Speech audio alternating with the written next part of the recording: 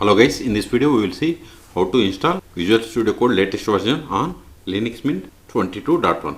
But the process is same on all Linux Mint operating system. First verify whether we have the VS Code as pre-installed software or not on Linux Mint. Go to applications, search for VS.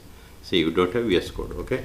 So open a browser, then go to code.visualstudio.com.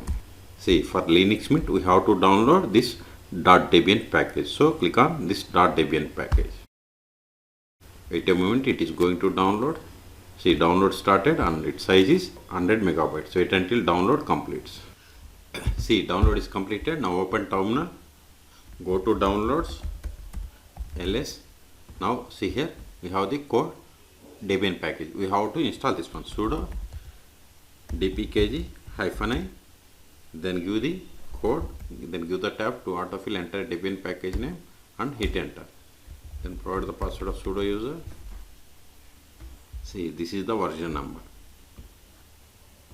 1.96.4. See, installer would like to add Microsoft repository and signing key to update VS Code through apt. So select S and hit enter.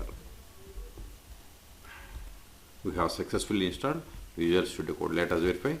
Go to start, search for VS Code. See here we have the Visual Studio Code.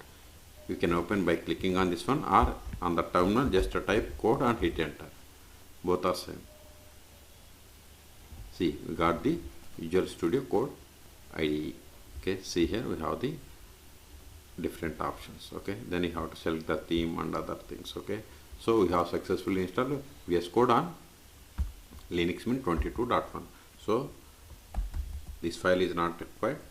Remove it to clear the space.